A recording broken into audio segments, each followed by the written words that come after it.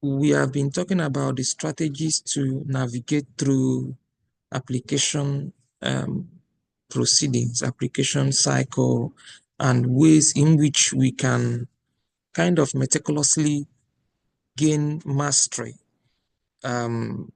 towards fully funded admission. And the course of last week and yesterday, we are we have been trying to flesh out many things. Sorry. And I believe that between yesterday and Saturday last week, there are some elements, there are some things you are already opening your eyes into. But one thing I also have noticed is a kind of fear. One is fear. Two is thinking that there's a particular group of people that knows it best. These are mere words, and it's not true. Nobody knows it better than you yourself. And nobody can do your research more than you yourself that knows about it. And that's why when people reach out to me and say, do you have any topic for me? Quickly, I will write no. Because the pattern in which we grew up, or the place that we started our journey in Nigeria, is that people kind of force people to do research, make them, or better still, go somewhere in the library, photocopy what others have done, and then you submit as your bachelor's degree or master's degree, and then you have your degree and just go, because of the system in which people grew up. That's fine. But now some people look at those mistakes and say, I think I've made a mistake in some of these things. I think I have made mistakes in doing one or two things. Ekena and Nairobi, can you mute yourself? That I have done one or two things. How can I retrace myself? How can I go back? And in doing that, you can even start from where you can even start from where the assignment you have done as undergraduate, or my God. Ekena and Nairobi, can you mute yourself? Okay. So even if what you have done as undergrad or masters or thereabout, you are not really sure what you did, or maybe you plagiarized, or maybe you photocopied someone's work or thereabout. Those things, those past mistakes are good. It's good you build on them. You don't blame yourself on the fear or anxiety or thereabout. Those experiences also forms parts and parcel of another sphere you are now trying to build. Some people, some people come to the US, goes to Canada or UK as them with a want of word even below 2.2. I have someone, I think last 2 years and last 3 years, the other one made third class, the other one made 2.2.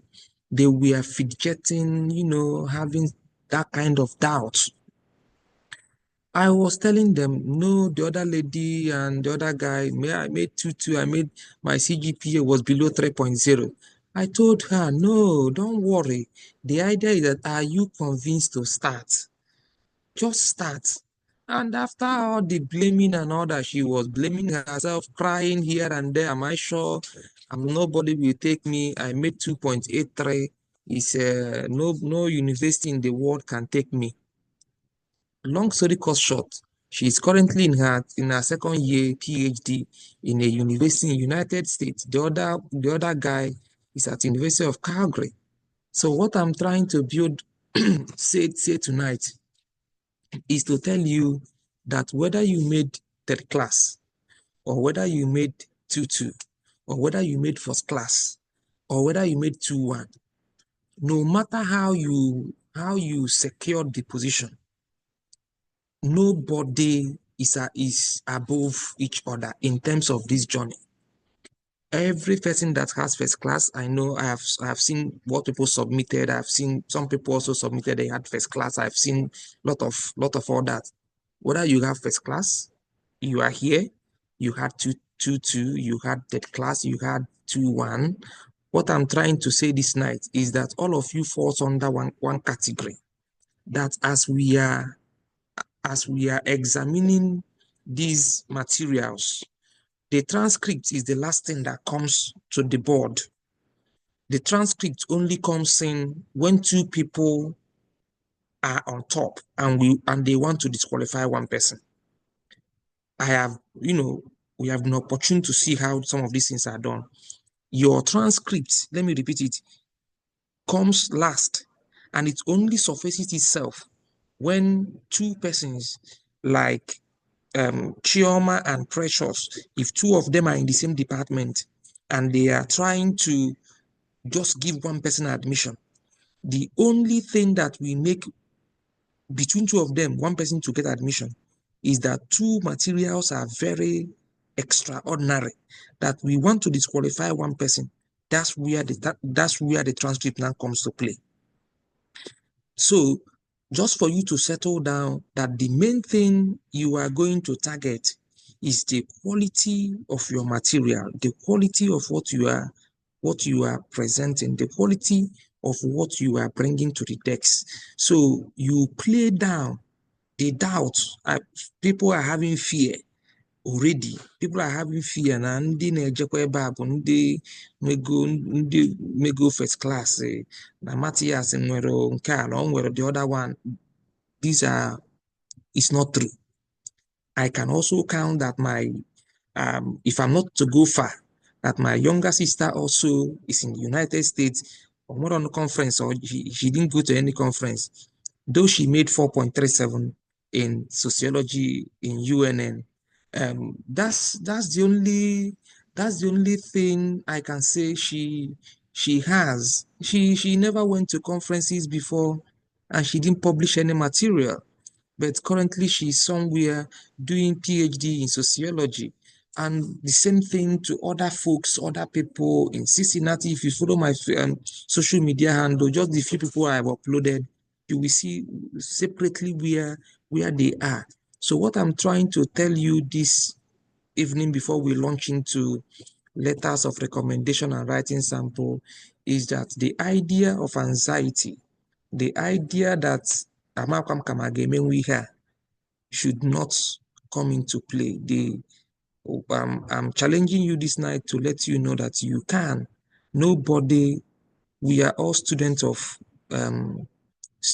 learning from this. Lecturers are learning. Professors should also learn. Doctors are also learning. Everybody is learning. Whether you are a first class here, your first class does not give you admission in US or Canada or UK. Let me tell you, if anybody tells you that, that person is deceiving you. Hear it from me that if you made first class, it doesn't give you automatic, fully funded admission. It can even fail you when you don't have a solid material. I am telling you from the deepest part of my heart. So if you are listening to all these social media handle when you have first class, you get it's a lie. It's not true. Someone with that class can even surpass you anywhere because they deal with what is on board. And that's why I'm telling you that your material, that's why I keep on reworking many things. I sit down, rework what you sent to me and then give it to you back because I'm just trying to read your mind that this is what you find interesting so that you do something with fun. On Friday, we will dwell more on how to write something and you have fun writing it without no anxiety, no fear. Writing is fun, but also stressful. Research is fun, but also stressful, but there is a pattern. There is a way in which you can do all those things and still keep your mind and heart intact. So today we are looking at letters of recommendation and writing sample, or what I call research topics. But if you can cast your mind back when I was using our dear sister Chioma yesterday to look at how she's going to apply to Washington, we saw that number 3 of what she was asked to upload is or was writing sample, which is the research of 15 to 20 pages. I have been telling you guys to, to start writing, engage yourself in one thing or the other. Some people are in medical history, some people are in urban history, some people are in social work, some people are in vet med, some people are in sociology, some people are in anthropology, some people are in media studies. These are some segments of writing materials. So let me start to share my screen on letters of recommendation. But before that, letters of recommendation is not for you. Remember, on Saturday, it's exclusive for the person you are contacting. And you are going to have 3 particular individuals that will recommend you. It must not be a professor. Now, some of these ideas that professors and we get all these questions, must it be a professor? The answer is no.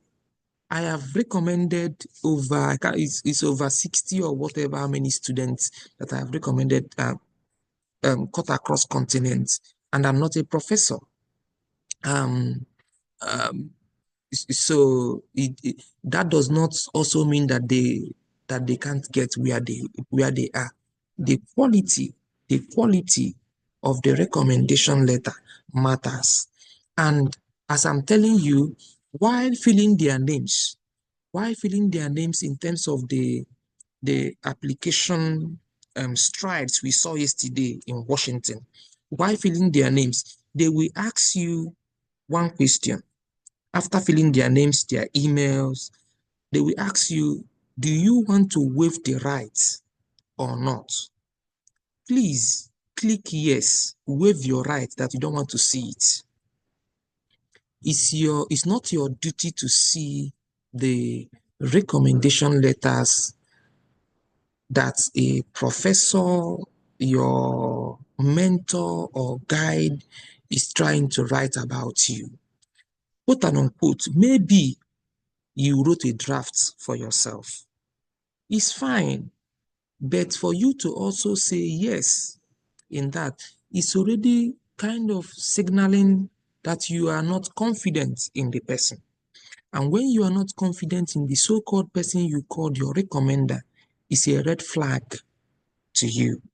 So when you are filling that application form, I'm telling you to click yes, so that when the guy submits it, it's exclusive to the committee that will receive it.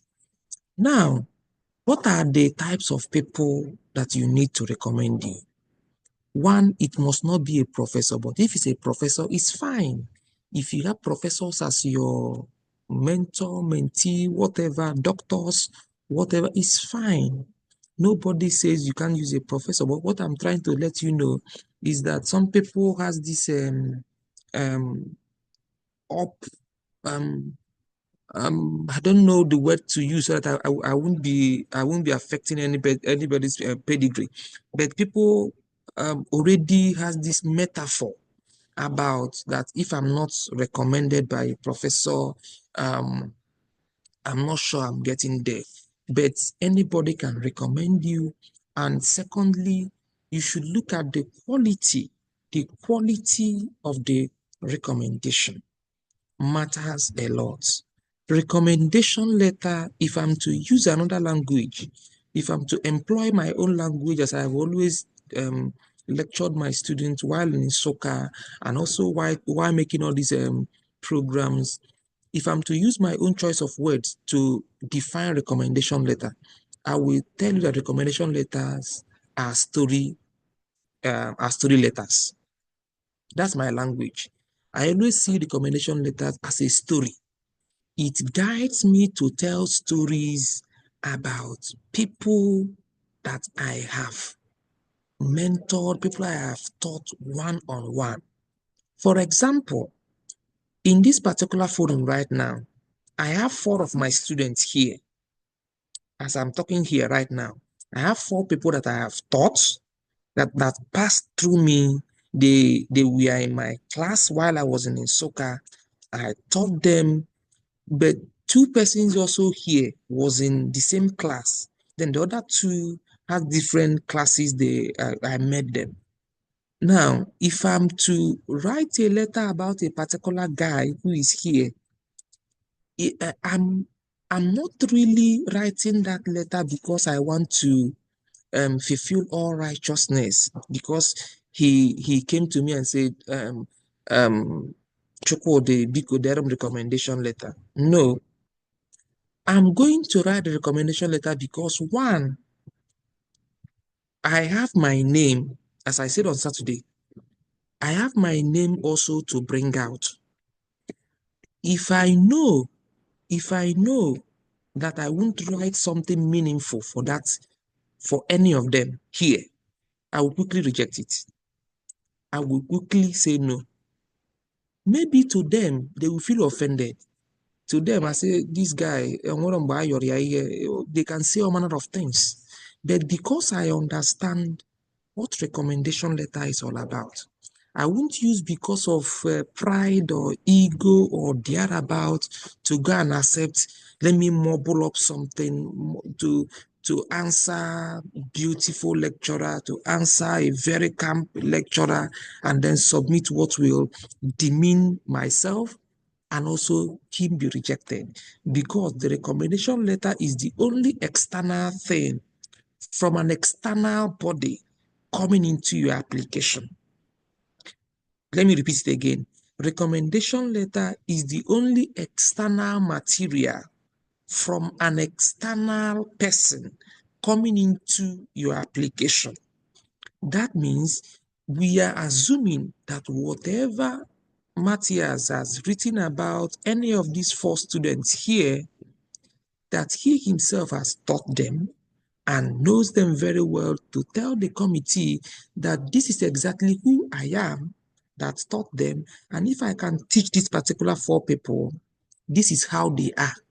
And my writing, my English, my sentences, my thereabout showcases the kind of products that I have produced. So because we live in a society, sorry to use Africa because that's where we all see this kind of thing, because we live in a society that is egocentric, people are so, feel of pride and all that, doesn't advance to learn. They see themselves as an emperor, that recommendation that I can just write, no, I'm a professor, I'm a this, without advancing to know how such letters are being written. Because the only thing we know about recommendation letters are that Precious he always come to class every day.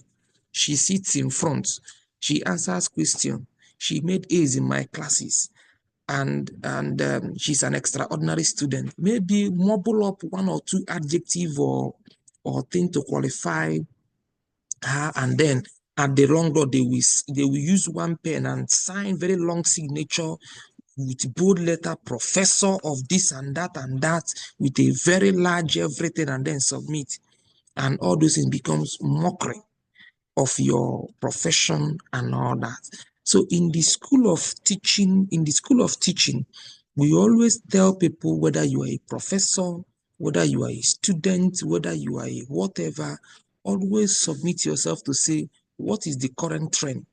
Ask questions. Because I was talking to a forum yesterday on the importance of NUC curriculum in Nigeria. And part of what I told them about what is happening in Nigeria is that the curriculum cannot be changed. Why? And they said to me, why are you saying that? It cannot be changed because the people in the helm of our affair are seeing those people in the digital sphere as people who want to override them. There are a lot of things lot of things that should be abolished in course of teaching. You will see someone, for example, in my profession, people teaching, for example, if you want to teach maybe something that you have learned, someone will use 10 years notebooks that the professor has taught the person, and then you also bring it in class to teach students in 2025, and you are reading the notes that maybe you were used as an undergrad to teach them. And when you bring all those things up, you are being seen somehow or thereabout. But it should be progressive. Some of these things should be progressive. There are things you do away with. There are things you cannot bring up. And that's why when some of us were teaching in soccer for the 5 years I taught there, you the course outline changes every term. If you fail the class, by the time you come back next year for the class, it's not automatically, it's not the same course outline. It's history, but it can never be the same course outline because history is not all about the past. It's progressive, it moves, and when it moves, you are already in the system, digital humanity, digital history, trying to look at what is happening. What can I add to this curriculum about women history? I was teaching African women in history. I was teaching about South Africa every day. I'm on the online. What should I add to this curriculum, to my course outline, to abolish the one I taught last year? And by doing that, we are building many things. And that's why I can write about my students peacefully, because in the course of the journey, I was not gambling as their staff. So as you are thinking about people to contact, as you are thinking about people to contact for your references, three people. Also tell them that you are applying to maybe 15, 12, 20 universities. Are they willing? You can use across, you can use three of them across all the universities, no problem. If they are willing, I'm sure people will be willing.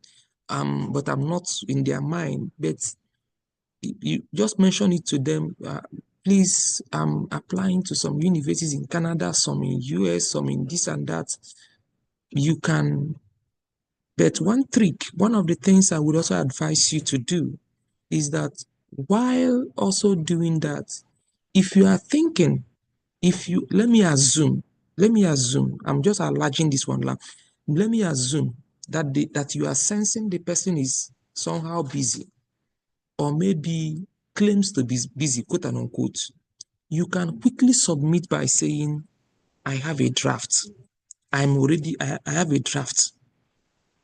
You can have three different drafts, so that when you sense that you're not comfortable of what the person would write, quote and unquote, you can quickly say, I think I have a draft, because you know yourself.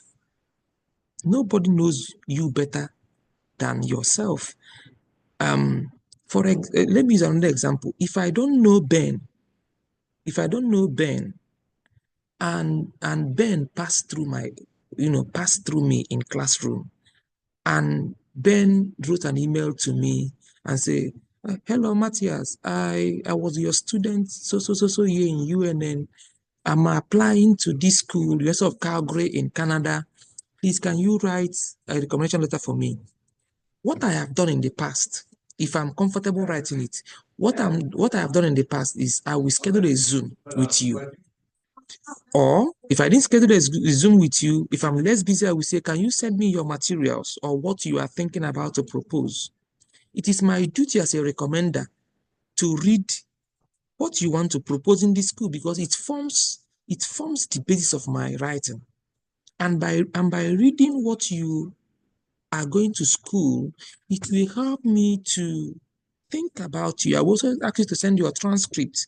When you send your transcript, I will look at my classes, my courses, and also tries to write something meaningful, tell story about this particular guy that I have maybe forgotten or not yet sensing how we met.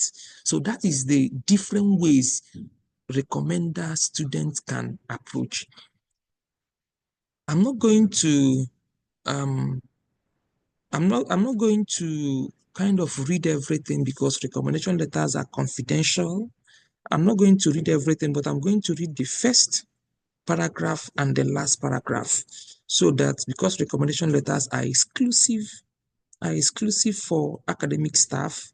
Why I'm reading the two paragraphs, because I'm recording this, because I'm going to also send it to you so that you kind of have a sense of what and what. And I'm bringing a recommendation letter of someone who is already in the United States, and how this particular person, how I wrote is my writing, how I wrote this, and how some of these students have excelled. And this is what I'm thinking that professors or academic people that you're going to meet will kind of guide you properly.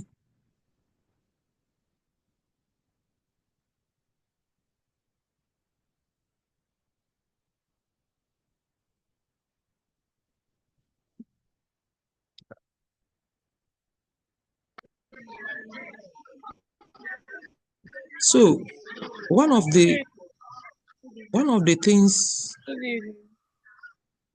one of the things that all the recommendation letters must have letter.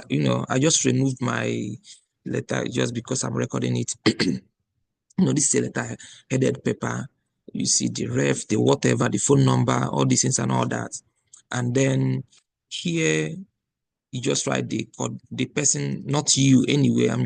This is me just writing the grad coordinator, the school name, the about, and then I address them dear graduate committee, because it's not one person. And then letter of recommendation, the person's full name. And now this is the first. I read it on Saturday, but I'm going to read it again for our own hearing now that we are having a one-on-one section. Now I am writing this letter of recommendation letter for this person, the full name, who was my supervisee and undergraduate student. I taught her in my 8 semesters of teaching at the University of Nigeria in Soka. I mentioned her name stands out as one of the most exceptional students I have taught, having taught her 5 courses and supervised her undergraduate project. I am best suited to write this reference letter for the seasoned scholar. And I mentioned that I've pronounced her as a scholar on Saturday, whom I fondly call. I now mention the name I used to call her in class. During her time in my class, this person impressed me with her conspicuous writings, outstanding performance, and contributions to the growth of student-student relationships in this department, in this faculty, in this university. Her writing and oral presentations in class were always clear and impressive, reflecting her high level of competency, commitment, and zeal toward academic excellence. It was a great pleasure having this person's name as my student, and I highly recommend her for any academic pursuit she chooses to undertake. This is my first paragraph, introducing her. I've already introduced her. I'm not trying to say that he's a beautiful girl. He comes to class every morning. She did that. She sits in front. No, no, no, no. It's not my duty. My duty is that if she made A's, let my writing, let my discussion about this particular lady be seen, because I'm the only external person bringing in external material to this particular individual seeking for this, because my writing can either give her the admission or reject her admission, because I'm the only person bringing in something external to this particular person. Now, let me quickly, I don't want to go, this is a 3-page interesting letter. Because of it's a confidential form, I'm just going to jump to the last paragraph I wrote. I have no doubt that the name will excel in any academic setting with her impressive skills and academic performance, I am confident that she would be an ideal candidate for the graduate program in the department of the school she is currently now. And I wholeheartedly endorse her. I'm already endorsing her because I think I have done justice to this particular lady. There are only a few students whom I would recommend as highly as her. I also envision a bright future for her name as a knowledgeable and accomplished scholar and historian, which is a testament of her abilities. Do not hesitate to reach out to me if you require any further assistance on her behalf. I signed and also wrote my um, full name. So what I'm trying to say is that recommendation letters um, is a gift given from someone to someone, because the person you are giving it receives it as an addition to the materials, to the beautiful materials, because I'm expecting that by the time Chibike gets writes his SOP, his writing sample, and all that the beautiful recommendation letters from St. Paul University, where he went, should classify his beautiful results from that school, not bringing it down. So this is part of our teaching today on letters of recommendation. So if you have questions, still pen it down as we move into quickly. I will come into Q&A, but let us rush into research writings. Now, our second topic today is research writings. Just write your questions down on letter of recommendation. I will answer that very clearly. I have been giving you guys research. I'm not the one giving, sorry. I have reworked what you are thinking on. And I believe that just like yesterday when I was doing a chat, you know, before we started yesterday, I was chatting with our sister Chioma, and she was telling us that she has already started giving out questionnaires, this and this, and also asking some questions. So that that means that Chioma has already started what we call ethnographic study. That in the course of ethnographic study, Chioma has employed two particular research methods from what she told us yesterday. If you have joined when I was just, kind of asking her how she's doing, how she's doing, whatever, that means that Chioma has employed two particular research methods in ethnographic study. That on one hand, Chioma is sharing questionnaires, which is in one hand qualitative and quantitative research, because the number of people she has shared the respondent, the materials to, also counts to the what and what questions they have asked.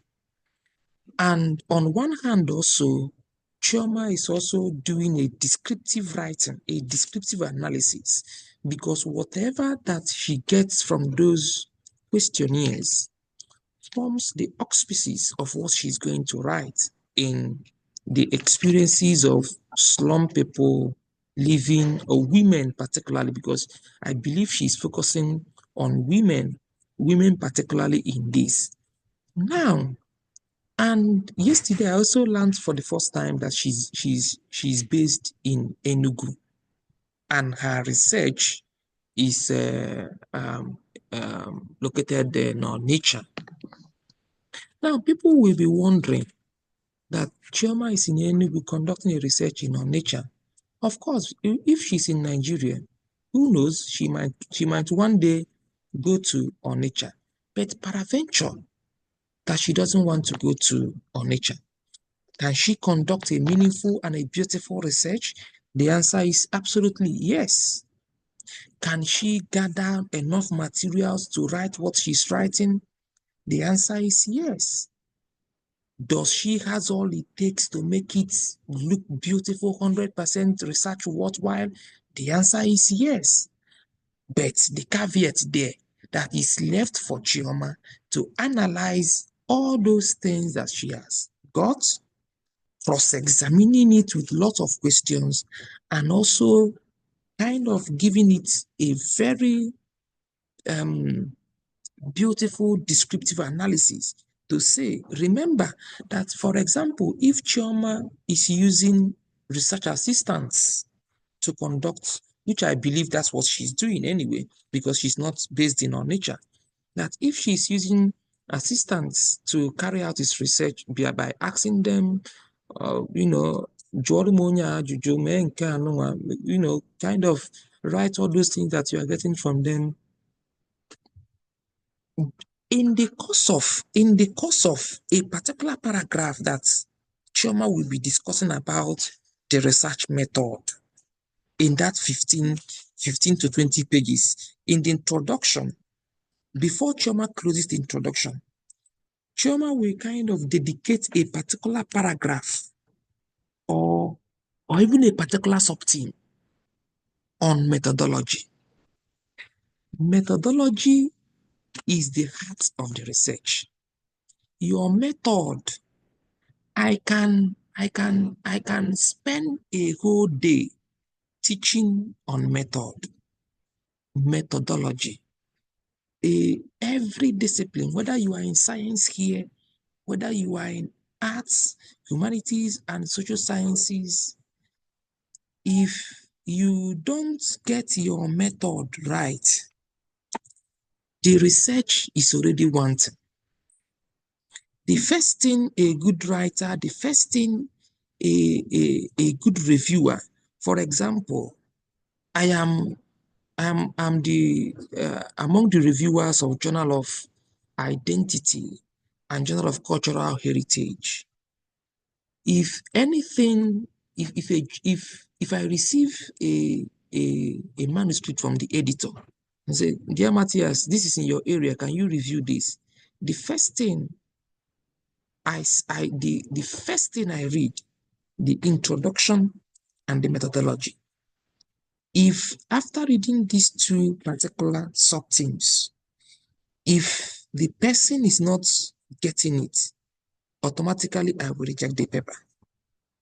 Yes, it's already it's already the core of the study is that, back to what I was saying about Chioma, that if Chioma does not want to have a sub-theme on methodology, by the time she ends the first introduction, there should be a paragraph detailing in a detailed way, detailing the research method she used in conducting that research. This is where Chioma will tell us what she meant by ethnographic research, what she meant by quantitative and qualitative analysis, what she meant by participant observation and observer participants, the way she conducted the research, whether she used research assistants, how many focus group discussion, participant observation, one-on-one interaction. Chioma will dwell more in fleshing out how the research was conducted. If she borrowed something from archives, if she went to the archives, as some of you here are already going, if she tapped from social media handles to look at the women experiences, if she did this, if she did that, all these things that I saw in the research method will now guide me throughout the sub-themes of what Chioma has written in the 15 to 20 pages research paper. I'm going to use a sample of what I have published. I later published it in a journal, but it was also my writing sample I'm going to show you how that research came about and what it means to do research and why I'm insisting that your research should be what you are comfortable doing. And that's why I always ask people, what what are you doing? What do you want to do? We can spend time not when someone drives say, no, I can't give you a topic. It's what you are comfortable doing. If you are not comfortable doing it, it's not research. Anybody that tells you, of course, I can have my mentee who, because he's maybe close to me, I influenced him or her to study because I'm an architectural historian, urban historian. These are my area. Maybe my mentee, because of influence and all that, can be also be doing urban history, architectural historian, and all that. That's fine because the person has already mastered the craft of the master. But if not, I would want the person to think out what he or she wants to really do. And that's where all these things come from. Now, this particular research I'm to share right now, this particular research I'm to share with you right now is this particular research, this was um this was my writing sample 2020 far back. Now, because I grew up in our nature, as I always tell you, I had this burning desire that on nature, people whenever I see myself not only as an on nature indigene or migrant, but I see myself that what people knows or keep knowing about on nature is all about main markets. And but the thing I'm seeing there is not true. That there are lots and lots of things to write about that particular city.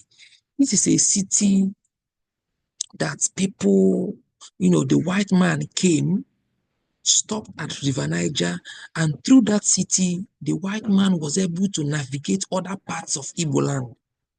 That city was the entry point, the centerpiece where even the RNC, that's where their station was.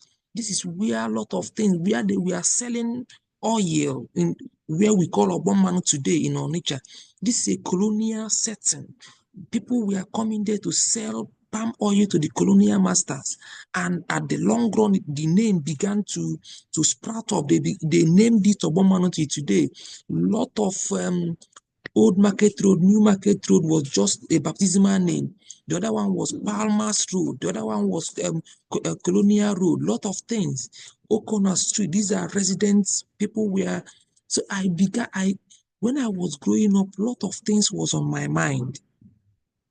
I see myself as a migrant in our nature. I was calculating that I'm just telling you how this research came so that you see the beauty of what I'm guiding you to write, what is fun, and how this particular paper has won many awards. So that I'm thinking myself, I said, no, that my dad came to our nature in 1974 after the Civil War because all of them were suffering from 20 pounds that the federal government left for them. He left Enugu and journeyed down to Onitsha by 1974. And when he stopped in Onitsha, only as a single man, a 27-year-old guy was there in Onitsha trying to do one or two things along the line. He was able to see himself in Modebe family. I'm just telling you how this research came about. As he was telling us all those things as we are growing up, I was just thinking about Onitsha. So he told us more the family took him to be a cook. He was cooking and also trying to go to school. From cooking, he said, no, let's go into driving. From the Modebe was trying to, the popular Modebe we all know, people that are familiar with our nature. tries to engage him to drive. From driving, he Modebe brought him to be selling fuel. From selling fuel in Modebe filling station, from his level of education, Modebe said, okay, I think you are done with education. Let me put you into banking service. That was how my dad ended up becoming a staff in First Bank, in majors in Onitsha. From First Bank, he was transferred to another First Bank in main branch till he reached the rank of manager and then retired. But in the course of that journey, something really was captured me in this thing. That in that sphere, he later traveled back to Enugu, got married to my mom, brought my mom from Enugu down to Onitsha. And then these particular young couples then began to give birth to children. And these particular children, including Matthias talking now, has has less knowledge or nothing about where he is coming from, his roots, which is his state of origin.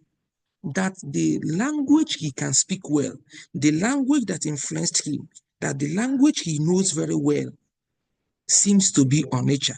And now Onitsha began to influence this young man called Matthias, began to influence him, his ideas, his whatever.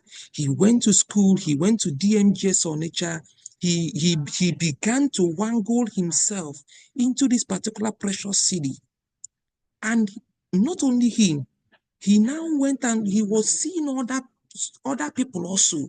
I now began to see people from Ebonyi State, from Abia. Where are you coming from? My dad came to Onitsha after this thing. I said, no, I think I need to write something about this. And this is how this topic now came. Urbanization in Nigeria, the Onitsha experience. I began to write about myself. I began to, when people see this, the first thing, you don't know I'm writing about myself. I'm writing about a particular migrant resident, that there are people who are in our nature, who has been influenced by banking system, schools, DMGS, hospitals, clinics, churches. These people came to Onitsha. Some people also heard, people from Ogidi came to settle in Onitsha because there was a clinic around Ozara Road in 1897. They came there, people were sharing a lot of things, sharing paracetamol. They came and settled in Onitsha. People also came because of the Gothic structure in Orsens. That's where this research came. I began to write it. I began to say, no, I was moving from house to house.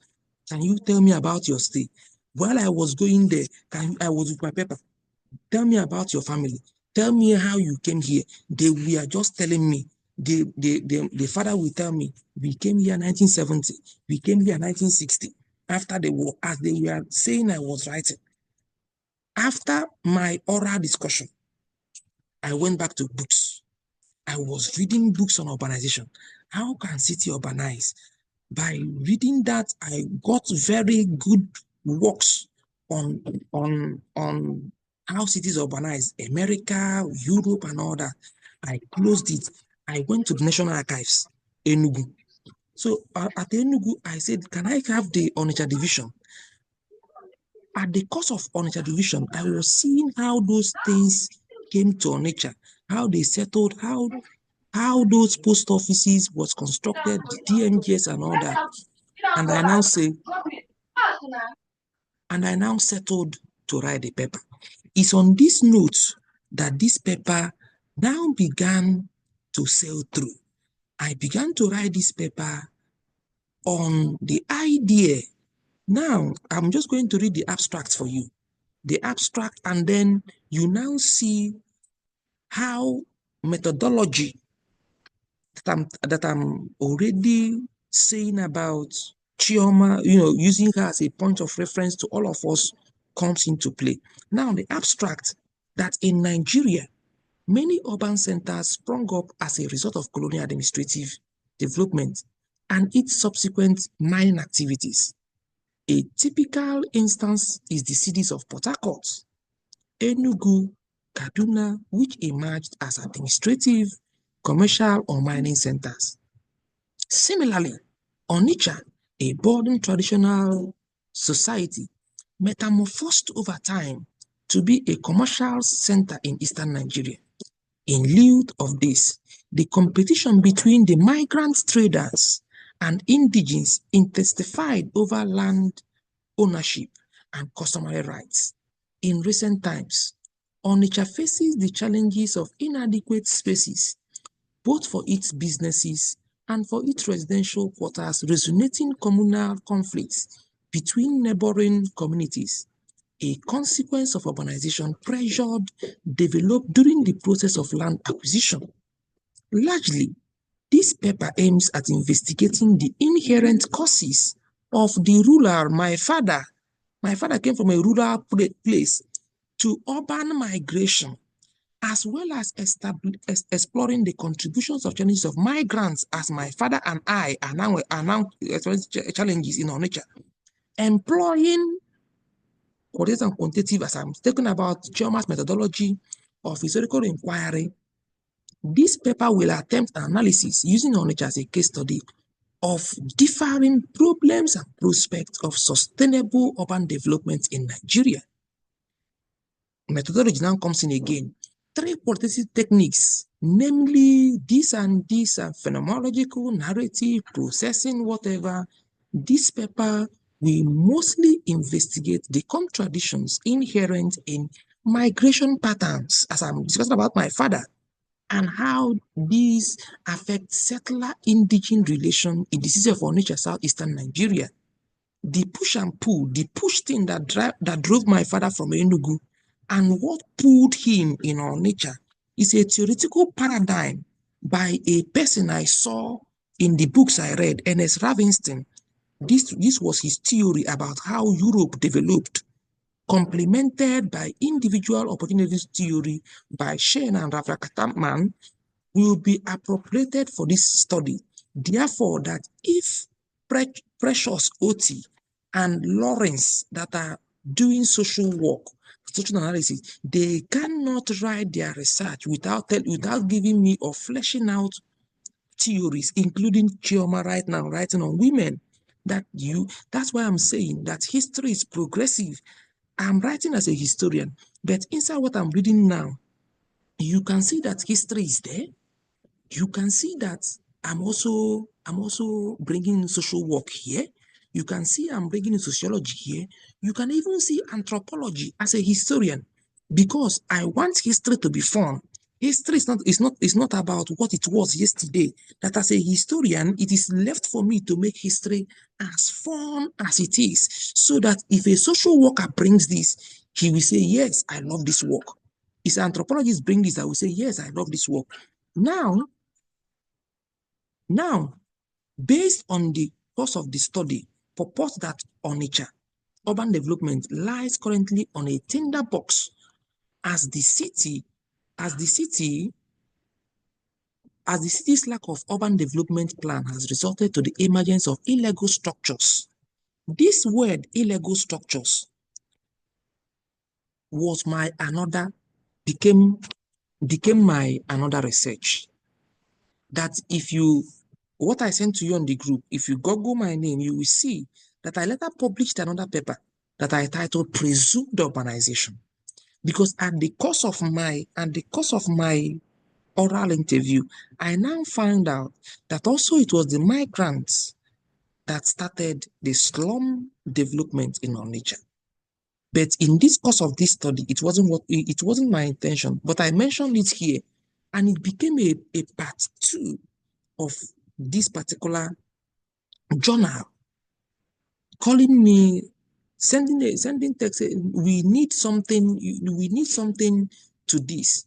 And this forms the basis of this research. So by the time you go down, and this is 20 pages research, if you go down, you will also see it. That's my introduction, introducing what I mean by migration. I also interviewed my dad. If you go down this work, you will see how I kind of blend oral interview as Chioma we do, blending what she got from people with newspapers, with books, with all that. blending it together. I want to show you something. That's what that's map of our nature anyway. But I want to show you something about methodology because that's where I want to do it right now. Now, there are many coins to this story. Sometimes you will see me write, sometimes you will see me writing methodology as a sub-theme. Sometimes in my publication, you will see me writing methodology inside my introduction. It won't have a sub-theme. But you must see that method was captured in that particular paper you are reading. But in this particular one, why I chose particular thing is that this was my own aspects of writing this. In order of my students, in over the years that has uh, gotten admission and all about, some of them has a different pattern of writing. I am not saying you should follow this path. I'm just showing you this is what a solid research work looks like. Whether you are in sciences, you must show us the breadth of what you are doing. By every discipline has research method. Every discipline. So if you read down this, you will see where I began to explain on nature, discussing on nature very well. That's DMGS, how it influenced that Ocean Cathedral. You will see what I did by also looking at people are interviewed, where are they, the secondary sources, the primary sources. I share, just like Chioma, in addition, 80 questionnaires. You can see I quoted it specifically, telling them that I used questionnaire. And this is the number of questionnaire I used. Is questionnaire part of historical discussion? The answer is no.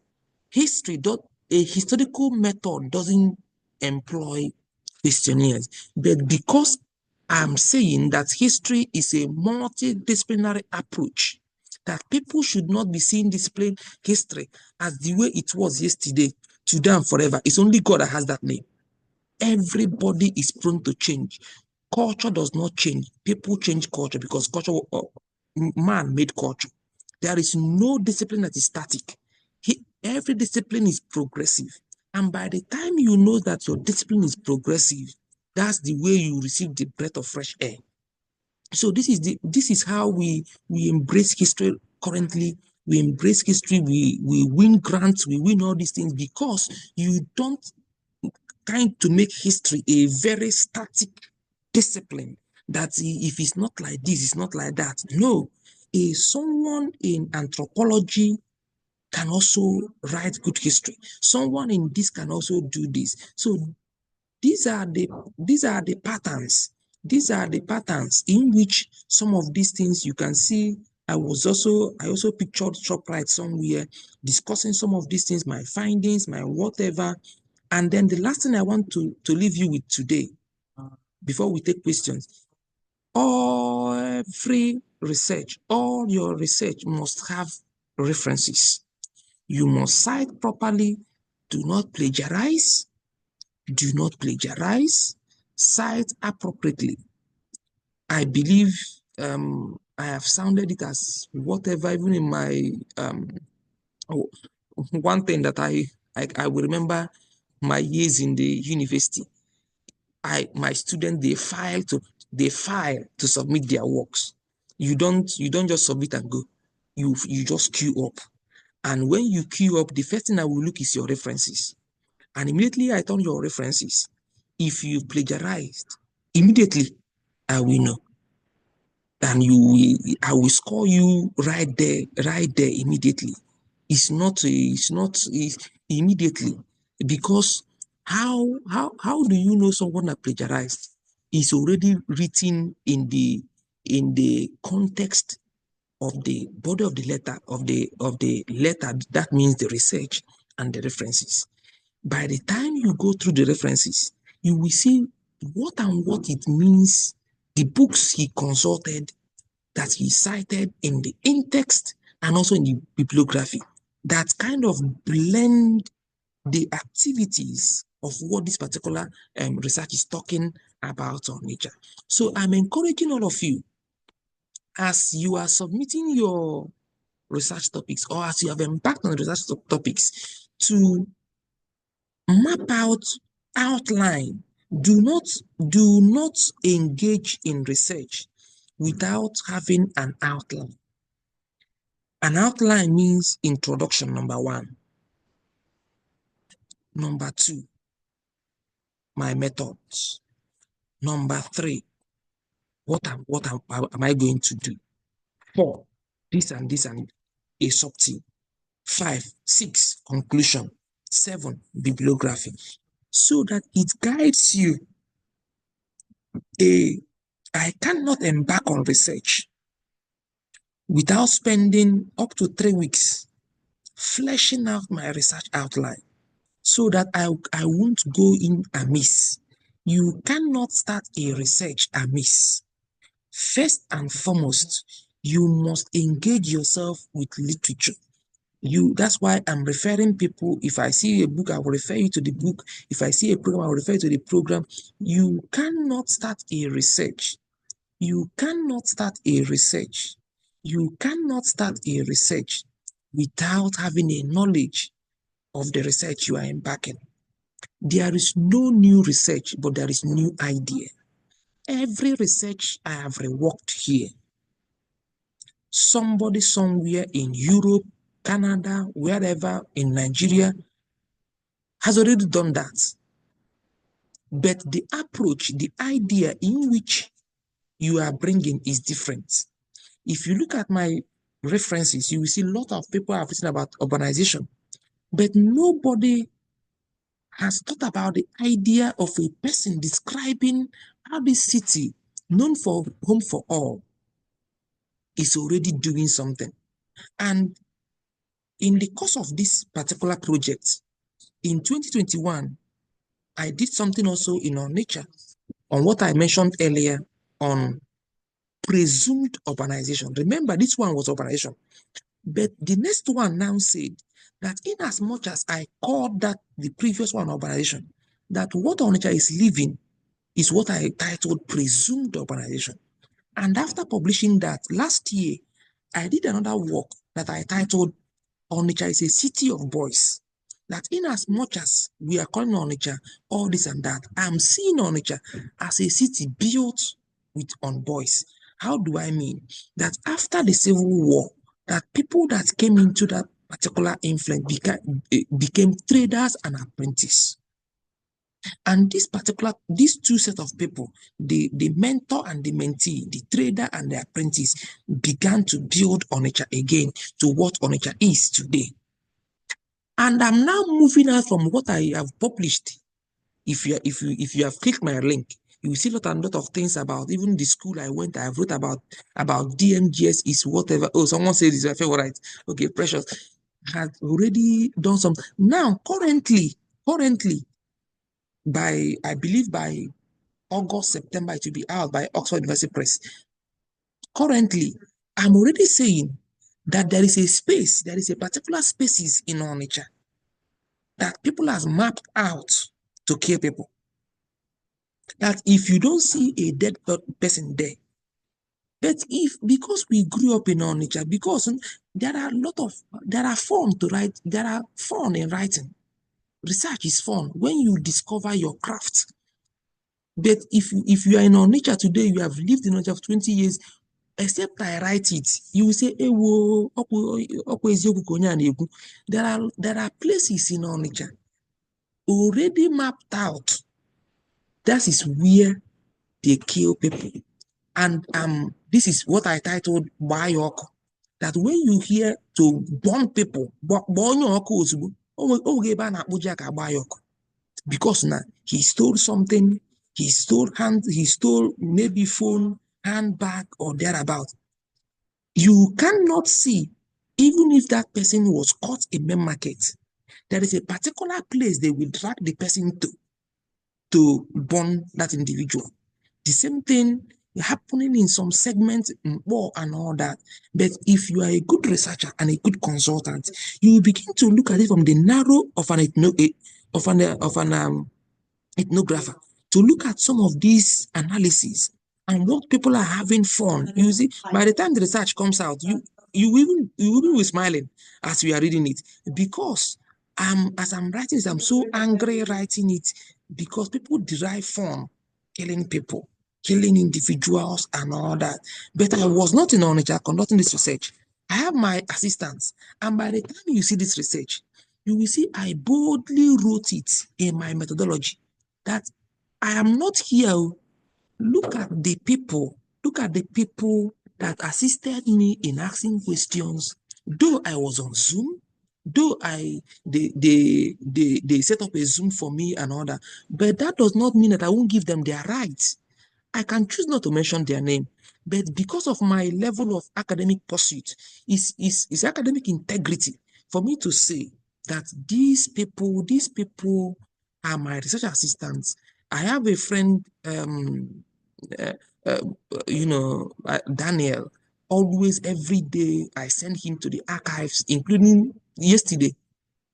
He's always in the archive. He's my research. He's my archivist every time he's there. But I'm not there. But whenever I'm writing something, my acknowledgement, whatever contribution, I must acknowledge him that this particular guy submitted this. So I'm leaving you here to collect some questions on research, on maybe your research or whatever, on what you are thinking through and all that. But let's ask, limit your questions to these particular two things. Let's not move ahead of our time. I want us to limit our questions to recommendation letters and writing sample so that we remember what I said yesterday. We are coming there. We are growing. We will get there. We will get there. Thank you so much. Miss Ikem, Samati, yeah, good evening. yeah, Go sure. on. Why near? Thank thank you so much. Yeah, We are learning every day. Thank you for making our time to go through yeah, all this in details. My question is on recommendation. Of yeah. recent, there is one recommendation letter that I wrote for someone, but the school, in asking for the recommendation, they also say that we should not write only positive things about the person. We should also indicate negative things about the person.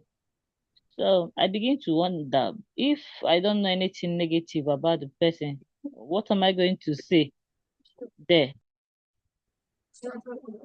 So some of them will tell you, they don't need only positive things about the person. You should also let them know about negative aspect of the person.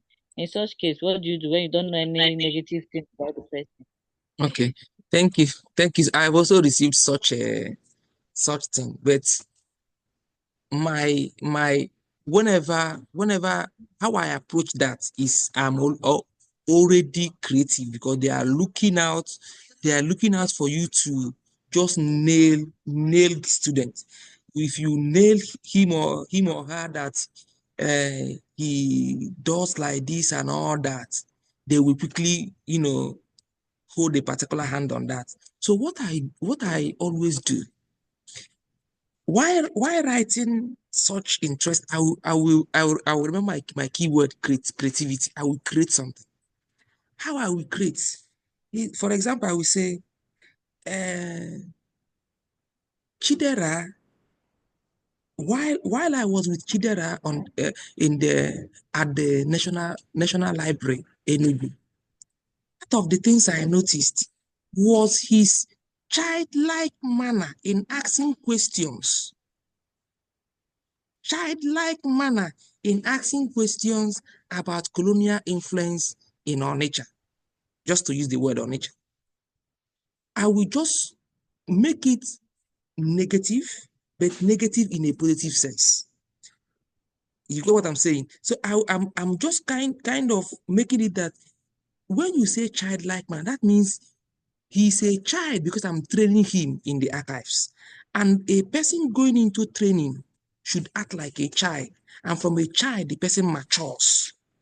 So my negative way is to say that Chidera, while in the archives, he was busy asking childlike questions like How did colonial masters influence on nature?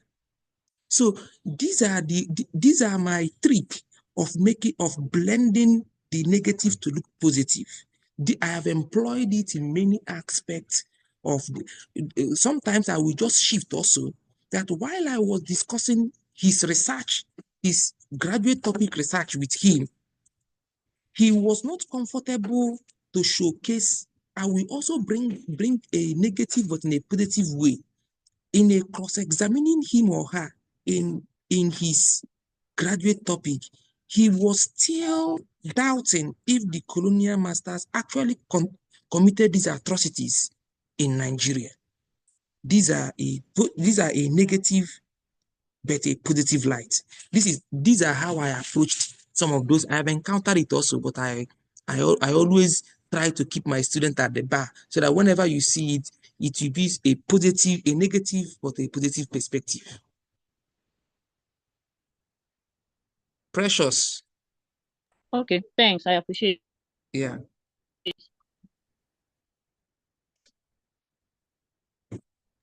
Yeah, Favor, you can go on. Can I ask my question here on the comment section? Yes, Favor, you can type on it. Yeah, sure, sure. Precious, you can unmute yourself and ask your question. You're raising up your hand. Hello, Precious. Precious, can you hear? Okay. Oh my God. Winifred, go. Yeah, go. I think Precious is Okay, not good. please. So good evening, sir, from Nigeria. Yeah, Please, I sure, want sure. to ask, so must it be academic recommendation? Can we also do professional recommendation? That is probably your work experience. Can your work, maybe your CEO or your boss at the office write a recommendation for you too? Or will it be strictly if the school asks for professional recommendation? Like, should we also give professional recommendations too for those that have work experiences? Okay. I would answer that question very clear. 3 recommendation letters are required. I would advise you to have 2 academic and 1 professional. Why I'm saying that professional is that most professional recommendation letters are just geared towards your work experiences. They might they might know little, they might know little or less about what you are trying to do, except if the person is comfortable to ask you. If the person is comfortable to ask you and then he adds it to what he's trying to say, that's fine. That's fine. Remember the idea of drafts. Whether I'm looking for grants, whether I'm looking for proposal writing, I always ask my mentor, do you need me to write a draft? Sometimes I will even why saying I welcome draft. Yeah, if the professional person wants you to discuss what you are trying to do and all that, so that he can add 1 or 2 things, 1 or 2 flesh to the writing, it's fine. You can, but I would advise that 2 persons, maybe from any university or universities of your choice, two academic individual, and if you're comfortable with the person from professional, that's fine. But please remember that whether it's from a professional space or academic, it must be the organizational email address. None of your recommenders should use Gmail, because let me answer that thing in 2 ways. Sometimes it works, Gmail works. Sometimes people clone, quote and unquote, clone and submit it on their behalf. So you will see some school, you will encounter that during the application.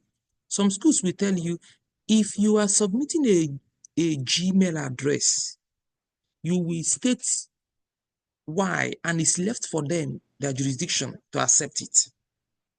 So that's why my students till tomorrow, I still use my UNN email address to submit their reference letters. In as much as I have other organizational email, because that's where I met them.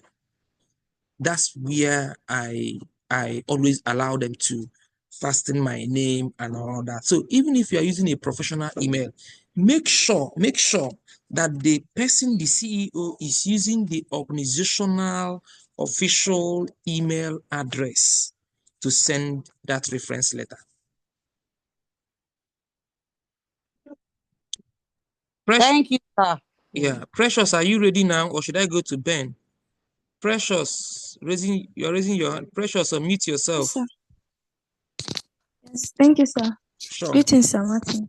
sure, Thanks for this opportunity. sure. Sir, you've actually answered some of my questions, but let Oh. me just ask. I don't know for the recommendation letters, since we are going to be applying to like 20 universities, do we need, if I'm going to draft those letters myself, do I need to draft like 20 different letters too? Just, I don't know if you get me, sir. No, remember what I said. The draft is would I say choice. Remember, I was saying that you drafting means that maybe the staff requested it from you, or maybe you are not comfortable with what the person will write, and then for you to massage the ego. And I just used ourselves as an example that I'm also in the systems. We lecturers, we had this kind of, we are wallowing in egocentric inclinations, and for you to massage those ego, because some of us, we don't want students to know that we don't. So for you to massage the ego, you can just quickly say, I have drafts. I have draft. So and you will notice that the person will say, okay, send it to my email, let me edit. So to answer your question, you can just write three different drafts. That three can serve, it's three persons submitting to three different schools. They're just changing the school names. They are changing the All right. school name. So I think the three, because for example, if I requested a draft from you and I'm sending to 20 universities, I don't need another draft from you. All I all I need is to be changing University of Texas to University of Austin to University, because it's all about you, the same research, the same thing you are submitting. So I'm just changing University of Oklahoma to Michigan to whatever. It's now left for me to do that and then go my way. All right, sir. Sure. And for the research paper, Mm-hmm. my research topic is on cyber victimization. And since Can it's you make something that has to do with the sorry, online can you space, can you tell me the topic again? is cyber victimization and analysis of the impact of online hate speech on mental health. Okay. Yes, sir. Okay, so since it has to do with the like online space, I was thinking I can't distribute questionnaires physically. I Yeah. just did it in form of a Google form, Yeah. and Yeah. I Yeah. think that should serve, right? Yes, absolutely. Because social media, since 20, I don't know, I don't just look for a research they called Roads Must Fall in South Africa. Social media became a debate that should be the fourth arm of government. Between 20, oh my God, when was the Arab Spring? 2011, right? The Arab Spring of 2011. The Arab Spring of 2011 began on social media, and the man that lit himself on fire, it now cut across the North Africa and all that, in Yemen, in Syria, and Tunisia, where it started, and even came down to South Africa, where people were saying that roads must fall. In roads where we mentioned, because we are historians, we call CC roads, because of the statue of CC roads in University of Johannesburg, and they said no, that this man committed atrocities, that roads must fall. The students began to, placards and all that, and they said we must bring down this statue that roads must fall. So the idea now in the Western world and cut across every place began to say, can we now adopt social media as the fourth arm of government to checkmate people? That's why you are seeing all these things like bloggers, Natasha and the Babio case, everybody is afraid of the social media. Now, you're back to your question. You can use social media as a research method. How are you going to do that? That you can go on X space, Twitter, or oh my God, I have a research coming out on that anyway. That you can go on X, and then you are not even commenting. You are marshalling out what people are discussing about the topic you are engaging yourself. Because part of what I just told you about the species in our nature that is coming out is that I now noted that why they were burning people and abandoning nature, people with social media, people with their cell phone will be around those people, jubilating, rejoicing, making fun and snapping it. I was on social media just with my earpiece here, listening to what they are saying. The research was based there's a sub team on social media on that paper. I will be listening, and the person will be telling the person, upload way can the Nigeria phone a yen meba in Onitsha language, in Onitsha terms. Na many yen ko upload ka mara yen agan ka afuna yen meba. So people were celebrating that someone is already lit on fire. Then in that social media, you will see people will be saying, bring the person, as the person is struggling with the breath of life. Or push you aside or say to all the person or to people are videoing. So now what I did in that section, because I now began to in that my sub team, I now titled it social media as a space of ideological discourse. What I did was to go on X and Facebook to be listening on individuals comment, saying something about a particular thing I'm interested in. And as I'm noting what they are saying, I'm also looking at the comment section. The comment section builds my analysis. I can clean up because the person that typed it did not give me the authority to use his name. As a researcher, I will cover the name. You will see the paper when it comes out. It's on social media and it will help you. I will cover the name of the person that tweeted or replied that thing. And when you see it on my paper, I will begin to discuss what this person commented on this particular issue that I'm bringing. And it forms the basis that social media is a research mechanism, a research tool by which you can pierce into the hearts and minds of people, and also let us dictate our everyday lifestyle in African society. Now, back to your story on cyber, stock, and all that, and mindset. Social media becomes your apex of analysis, and you cannot discuss on social media if you don't begin to read works from the Arab Spring. Go and look for works on Arab Spring, look for works on Rose Must Fall, look for lots, and I can send you some links on social media, whatever, how social media dispensation.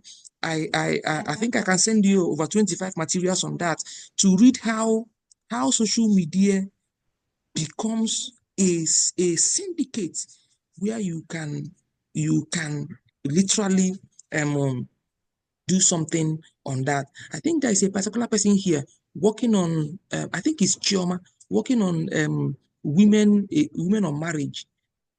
Chioma cannot flesh out something on women experiencing on marriage because, for example, there is a particular woman on I think February or something that the husband poured fuel in Anambra State. Chioma was not there. Chioma was not there, but Chioma can tap on that social media. Chioma can tap that woman. Later she died, but she was crying. Ewo, I think it's already on my. If I look at my archives, because I always archive something on my system. That word alone is enough for me to write and write and write. The woman was crying. Later on, she failed, and later she died and passed away. And the social media handle was so bitter, so bitter. People were commenting, why didn't she run away? Why didn't she do this? Why didn't she do that? It's already forming Chioma's analysis on discussing women's experiences in marriage. And it can form a basis of our research. Ben. Yeah. Good evening, all. Yeah, we have spent more than 1 hour, but this is last question. Okay. Yeah. In the writing sample, yeah. can one send a co-author the work? No. Okay. No, the answer is no. Is your writing sample, your own, not co-authored. Because my master's work, I publish it with my supervisor. Part of it is my work, but in order for me to publish, I published with my supervisor. So thank you for publishing with your supervisor. That's a very impressive one, but you can't use it at your writing sample. Okay. Yes, you cannot use it. Begin now to think about other ways to engage. You still have time between now to December 1, as we saw yesterday with Washington. So begin now to, you still have time. Research, you can do research in 3 months and get a very beautiful, even from that, your masters should have up to 3 to 4 research from your master. So if you have published one, look for another one from that masters also. Let me use myself as an example. Also, the link I sent to you on this in my master's thesis on Ibarium has over 3 different articles from it. So if you have published one from your with your supervisor, find another one from that master's also and publish. But if you cannot get, begin now, run as fast as you can to start a new research, because you have time between April, May, and June. You already have a research for yourself. Let me quickly read what Favor wrote here. I forgot that she sent something. Sir, in doing my research, I will have to visit the archive because of the dynamics of the research. Sir, my question is, do I reference my archival materials like I do normal MLA referencing style English use? Or is it, yes, you have to, the answer is yes, you have to reference your archival material. How you are going to reference archival material, just click on my link that I sent on the group. You will see how I referenced archival materials so that you won't make mistakes. Chibike said, please, when sending a recommendation letter, is there any link to be made available for these recommenders? Yes. During the course of your application, they will ask you for their details. When you key in the name of the person and the email address, they send it directly to the person. Remember, I said the only external material coming from an external person to your own application. That is to say, when you are applying, they will ask you the details of the person with the person's email. When you click send, the person receives that link automatically. So I think we are done right now. I think the questions are okay. Thank you all. We will see tomorrow. And if the best way to engage in research is that anytime you finish a particular section, because you won't hear this again, the best way to learn, any day you finish a particular thing, quickly draft out something. Don't bother about the English is right or not right. That is the best way to learn. The best way to learn, immediately we finish this, draft out something. Forget about whether the English or the Mamadroma. No, it shouldn't be your worry. There is room for editing. That's where we have editors. There is room to edit, but there is no perfect time. The one we finished yesterday, quickly, you are already looking out for schools. Let me go back and for ICU.org, US or Canada. Let me practice what Matthias said and look at what I need to do. You master that immediately. Code email, the 5 steps Matthias gave. Let me just make a draft of code email. Whether English is good or bad is not your worry that time, because na and as it is boiling, that energy, that strength is in you. You just pour it out, you just give it out the way it is, not minding the English. If I tell you the kind of grammatical blunder that while writing we make, but when you now settle down, you begin to cross your T's and dot your I's. That's the idea of editing. That's the idea of, but at that point in time, when the idea is fresh, because human mind is occupied with so much things that characterize our mindset, and it comes and it goes, and when it goes, it can't come back again. It might come back, but it will take many strengths from you. So the best thing to do is that immediately we finish this, you quickly do something. You quickly do something, even if it's to write the research outline. You quickly just, whether it's wrong or right, don't worry. There is room. There are rooms for editing, so that you don't say no when they very. Remember when I started, I was saying that a 2-2, a third class, a first class, all of them are the same in this application. If you make first class here, I know some of you here that made first class, you are not even getting anything if your material is not as strong as on your third class. I'm telling you with all sense of humility, with every sense of, I can bet you that I have 2 third class people in fully funded program United States. If anybody is telling you that your first class will give you heaven on earth, is a lie. If anybody here that makes 2-2 surpasses you, you won't get admission. Forget about what social media is telling you, whatever. This is the gist of the game. I wish you all the best, and we will see you tomorrow. All the best. Bye. Thank Thank you. you. Good night. Bye. Thank you. Good night.